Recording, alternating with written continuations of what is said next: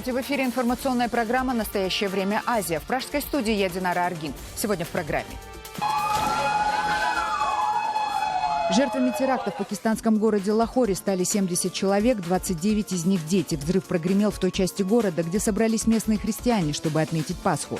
Движение «Талибан», которое взяло на себя ответственность за теракт, заявило, что место было выбрано преднамеренно. Я готовил бургеры и вдруг услышал громкий хлопок. Сразу и не понял, что случилось. Борьба с экстремизмом через интеллектуальные игры. В Кыргызстане устраивают конкурсы на знание ислама. Среди лидеров оказались милиционеры. Суры и аяты они зачитывали не хуже проповедников.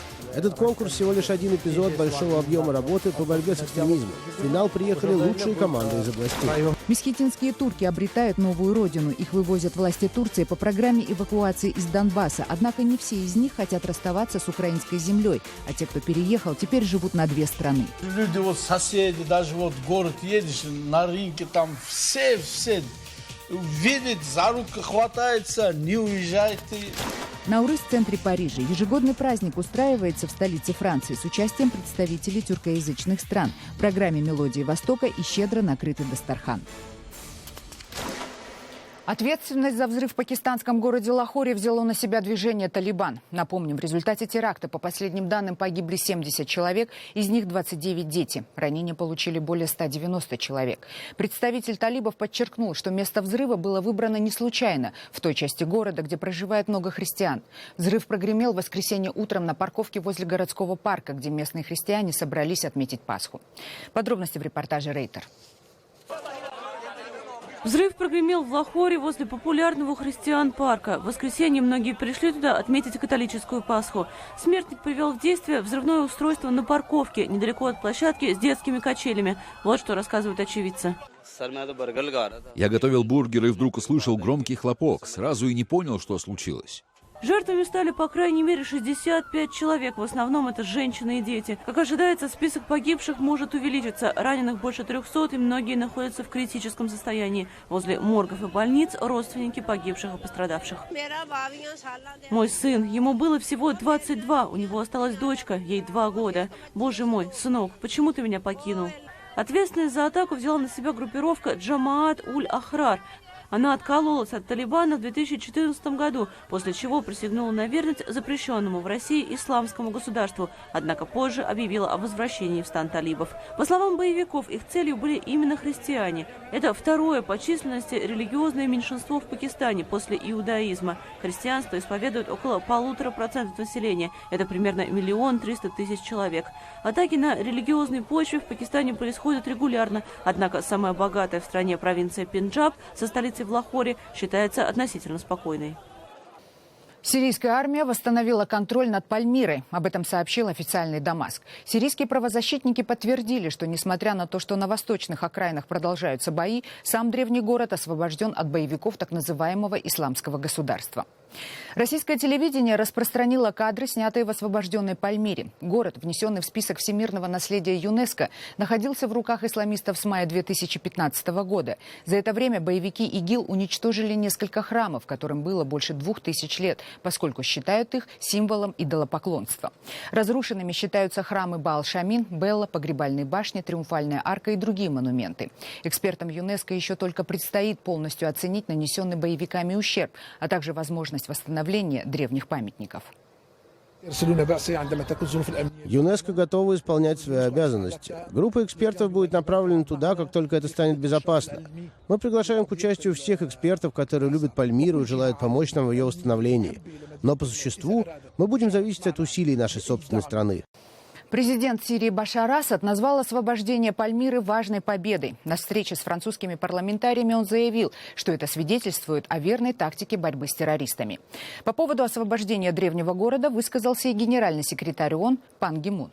Экстремисты и террористы не только убивают людей, но и разрушают тысячелетнее наследие мировой культуры. А оно принадлежит не только Сирии, но и всему миру. Мы воодушевлены сообщениями о том, что сирийской армии удалось восстановить контроль над Пальмирой. Меня также обрадовала новость о том, что сирийские власти попытаются не только защитить, но и восстановить памятники. Надеюсь, у них это получится.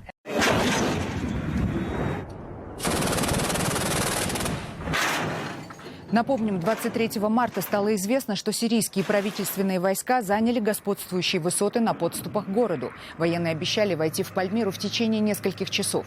Наступление на Пальмиру сирийская армия вела при поддержке российской авиации.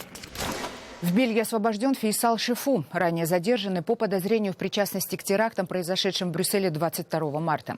По словам бельгийской прокуратуры, для его дальнейшего содержания под стражей не было достаточно доказательств.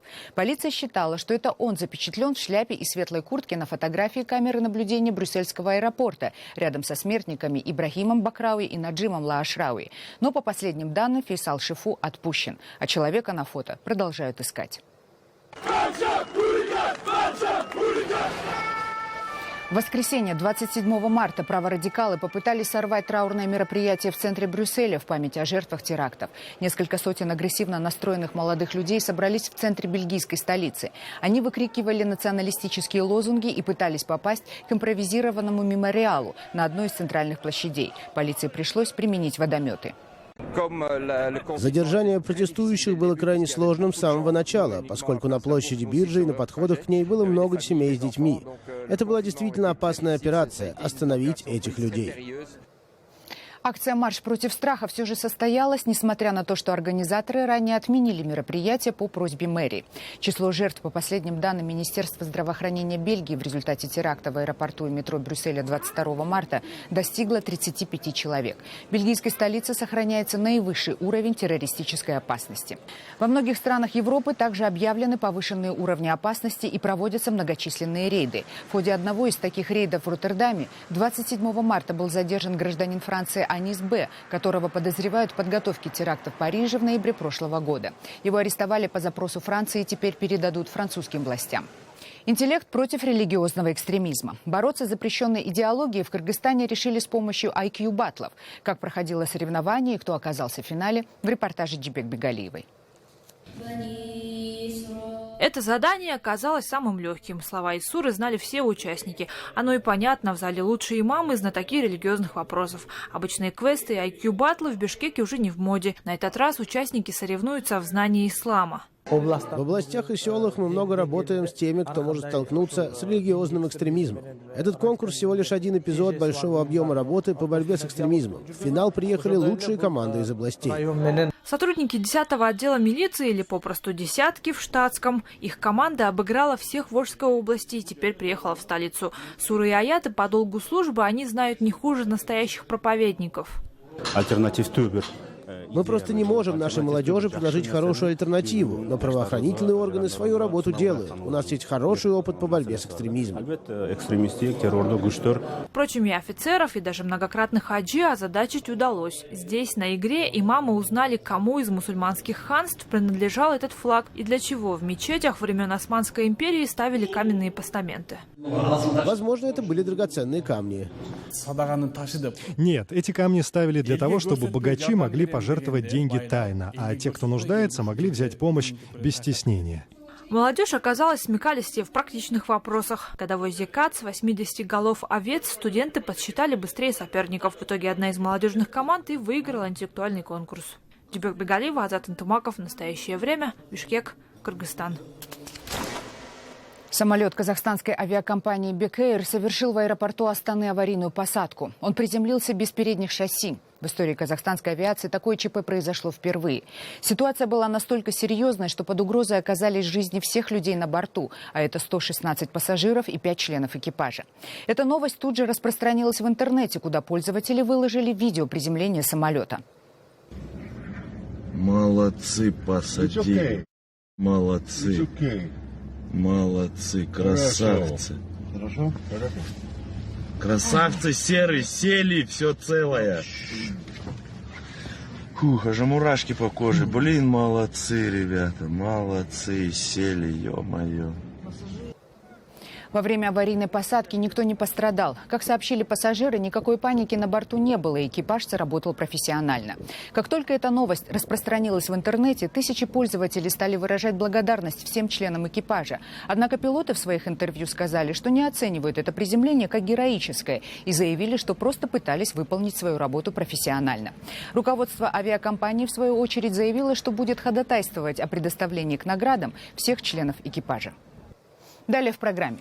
Месхетинские турки обретают новую родину. Их вывозят власти Турции по программе эвакуации из Донбасса. Однако не все из них хотят расставаться с украинской землей. А те, кто переехал, теперь живут на две страны. Люди, вот соседи, даже вот в город едешь, на рынке там все видят, за руку хватается, не уезжайте. Наурыз в центре Парижа. Ежегодный праздник устраивается в столице Франции с участием представителей тюркоязычных стран. В программе «Мелодии Востока» и щедро накрытый дастархан. Власти Турции приняли решение эвакуировать турков-месхетинцев, проживающих в Донбассе. Первая часть людей переехала в Турцию в конце прошлого года, но многие из них вернулись обратно. Почему месхетинские турки не хотят расставаться с украинской землей и что говорят те, кто уже обустроился на новой родине, узнавала Ольга Калиниченко. Сабрия вернулась в Украину несколько дней назад. Первым делом осматривает теплицу. Скоро посадка. Помидоры, перец, зелень. Женщина не представляет, как это можно бросить. В Турцию Сабрия отвезла младшего сына и мать. Здесь остался муж и старший сын. Не знаю, тут уже привыкли, и там неплохо, и там неплохо. Тут, если бы все приехали, как вам сказать, дома отец и муж, ребенок тут, все равно что-то там остался, как будто тянет. Всего на Донбассе живет около 3000 турков-месхетинцев. Большинство в районе Славянска. Согласие на переезд подписали все. Люди, вот соседи, даже вот в город едешь, на рынке там все видят, за руку хватается, не уезжайте. Что мы тут плохого сделали? Ну, все так, ну, не знаю, как свои стали тоже украинцы. Несмотря на дружность с украинским народом, туркам-месхетинцам удалось сохранить свой этнос. Если кто-то среди нас русских, мы по-русски разговариваем. А так дома я разговариваю, по-турецки разговариваю. И молитвы, и праздники. Молитвы, все праздники мы соблюдали, да. Многие за время пребывания в Украине обзавелись своими домами. Но некоторые по-прежнему живут в бараках, куда их поселили еще в 1989 году. Ну, условия как? Условия терпеливые. Буржуйка вот, а душа нету, душ на улицах. Но, несмотря на условия, Искандер не спешит уезжать. Говорит, сначала поедет, все разузнает, возможно, поживет немного, но гражданство менять пока не будет. Земля, вот чистая земля, вот это моя. А вот Хусейн точно уверен, что в Турции будет лучше. Хотя продавать дом здесь, в Украине, тоже не спешит. Очень хорошо было тут жить, но все равно родина есть родина. Свой все как, ну как сказать, все свои, как будто вот, не знаю, ну, даже, не знаю, даже слова не могу сказать, ну, как будто я на свой земля. Многие из тех, кто вернулся, приехали сюда, чтобы закончить тут дела. Продать дом, уволиться с работы, рассказать, как там в Турции тем, кто еще не был. Там у меня все есть. И плазменный, и холодильник, и стиральная машина. Следующий самолет с месхетинцами на борту улетит в Турцию в середине апреля. Программа эвакуации рассчитана до конца 2016 года. В течение этого времени все турки-месхетинцы с Донбасса могут переехать в Турцию. Там им обещают жилье, льготы и трудоустройство. Трудно обжитые места покидать. Но я думаю, что такой полностью связь с Украиной наши люди не потеряют. Все же покидают турки Украину с грустью. Но, говорят, все равно будут сюда возвращаться, ведь и на этой земле теперь похоронены их предки. Ольга Калиниченко, Илья Никонов. В настоящее время Донецкая область. Экономический кризис стал причиной сокращения количества официально заключаемых браков в Таджикистане. Теперь праздновать одно из главных событий в жизни многим просто не по карману, а подача заявления в ЗАГС превратилась в бюрократическую волокиту. Подробнее Анушервон Арипов. Я еще в прошлом году хотел устроить свадьбу. Не получилось. В этом году второй раз приходил. Снова не удалось подать заявление. Вот третий раз пришел. Сегодня Абдурасул наконец-то подал заявление в ЗАГС. Деньги на свадьбу он копил около 1,5 лет. Занимался частным предпринимательством, выступал в боях без правил. Но даже при этом половину суммы, несколько тысяч долларов, собрали для него родственники. Если Абдурасулу помогли родственники, то у большинства таджикистанцев такой возможности нет. Количество заключенных браков в стране сократилось почти на 20% за последний год. Те, кто решается зарегистрироваться, экономят на торжествах. Например, сегодня в столичном дворце бракосочетания было 14 пар. И только 2 из них будут отмечать в ресторане. Раньше таких была половина. Мы сейчас после регистрации в ЗАГСе поедем сразу домой. Возможности праздновать нет. Кризис. Сегодня у меня у двоюродной сестра свадьбы. Я приехал поддержать с Перми, прямо приехал, как бы, да. Решили сыграться, как бы, не скромненько, чтобы большие расходы не было, да. Это свадьба моего брата. Решили особо не тратиться. Лучше деньги потратить на дом, на жизнь, решить какие-то семейные, домашние проблемы. В последнее время деньги трудно заработать. Основная причина сокращения количества заключаемых браков в стране – финансовый кризис, считают эксперты. Более 1 миллиона таджикистанцев, согласно данным Федеральной миграционной службы, ежегодно выезжали на заработки в Россию. За последний год их доход сократился в несколько раз. Десятки тысяч вернулись на родину, не найдя работу. Эти женихи, кто у нас обычно мигранты, огромное количество, они женихи, у них тоже уже стало трудно жениться, огромное количество депортирований, они не смогли уехать. Второе, даже кто приехал оттуда, обычно они с деньгами хорошие приезжали. Теперь у них и эти деньги нет, многие просто годами там не получили и не смогли получить. Это очень важная действительно причина. Ситуация еще усугубится, говорят специалисты, и все из-за бюрократии. Если раньше для заключения брака достаточно было паспорта и желания, то сегодня нужно собрать ряд документов, таких как справка о состоянии здоровья и свидетельство о том, что члены будущей семьи не являются родственниками. Также в стране сократилось количество браков с иностранцами, но тут уже свои причины. В прошлом году у нас было зарегистрировано 22 брака с иностранными гражданами, а за аналогичный период 2014 года было 46. Здесь опять-таки тоже тенденция к снижению. Но это связано с ужесточением правил регистрации. Иностранный гражданин должен прожить на территории нашей республики не менее 1 года, заключить брачный договор. Денег и возможностей нет, а жениться хочется. По данным экспертов, в стране набирает популярность мусульманский обряд бракосочетания – никох. Хотя совершать никох, согласно закону, можно только после официальной регистрации, десятки тысяч человек ежегодно нарушают это правило. Но что плохо, когда возникает какая-то проблема, когда уже они хотят развестись, если нет свидетельства о браке в органах ЗАГСа, тогда будет трудно решать эти вопросы. Поэтому в судах очень много дел, где вот практика о том, что у них фактически брак через НИКО, а они не регистрированы в ЗАГСах. Количество желающих зарегистрировать брак продолжит сокращаться, уверены специалисты. Законы вряд ли будут изменены, а когда закончится кризис, никому не известно. Анушервон Арипов, Насим Исамов. Настоящее время. Таджикистан. Наурыз в центре Парижа. Праздник устроила Ассоциация казахстанцев во Франции. Он собрал представителей не только Центральной Азии, но и обычных французов, любителей восточной культуры. Наурыз отмечается в столице Франции не первый год, но неизменными остаются щедро накрытый дастархан и мелодии тюркских народов. Наш корреспондент Гуля Салкамолова о восточном празднике в центре Европы. В Парижском доме международных искусств прошел концерт, посвященный празднику Наурыз. Инициатором мероприятия выступила Ассоциация казахстанцев во Франции, Молодежный альянс друзей Казахстана и Центр культуры Анадолу в Париже. Среди гостей праздничного мероприятия были студенты из Казахстана, живущие долгие годы во Франции казахстанцы и обычные парижане-любители Востока. В холле Дома международных искусств были выставлены фотографии работ известного казахстанского художника-керамиста Ришата Каджахмедова. Музыкальный состав концерта, посвященного празднику Наурыз, был интернационален.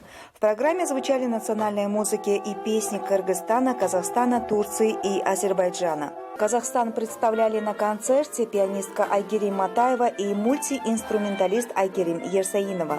Айгерим Ерсаинова исполняла национальные песни, играя на казахских инструментах кобыз, джитикен, шанкобыз.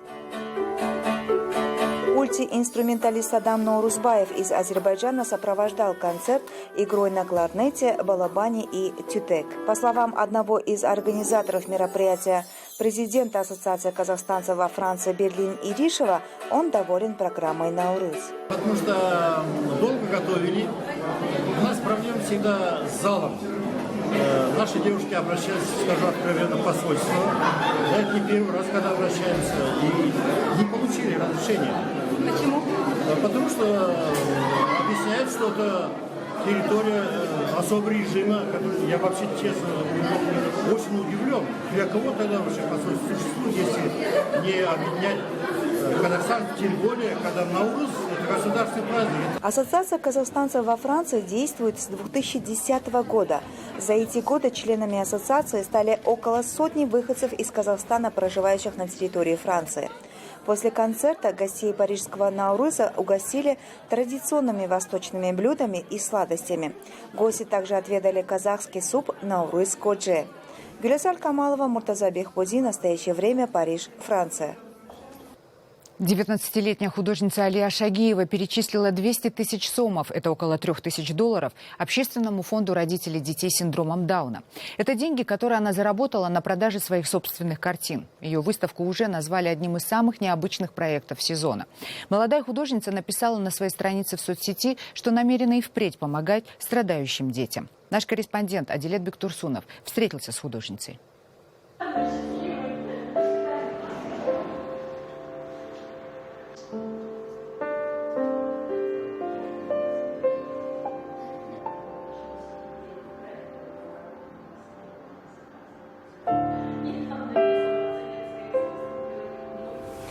Все образы, которые очень часто пугают людей, отталкивают, они могли возникнуть у меня вследствие неудачного дня или просто тяжелого разговора, после которого я приходила домой и ощущала в себе такой густой комок энергии, который как раз-таки воплощался потом в разные несуществующие образы. В целом эти образы представляют собой животных, которых не бывает, и людей. Во время работы я могла плакать и сердиться. Настолько меня захватывал этот момент, что я забывала о том, где я нахожусь и кто я. Я перевоплощалась в те образы, которые сама создавала, чувствовала их внутри себя. И иногда меня очень пугало то, что я рисую. Средства, которые выручены с этой выставки, пойдут на счет Общественного фонда помощи детям с синдромом Дауна. И для меня это тоже очень много значит.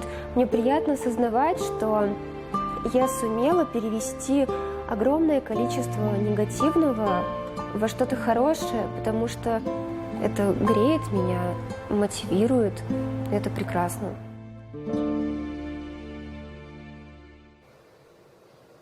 Это были все новости, о которых мы хотели вам рассказать. Читайте нас в социальных сетях и смотрите на сайте KarenTime.tv. Мы встретимся с вами завтра в это же время. Всего доброго.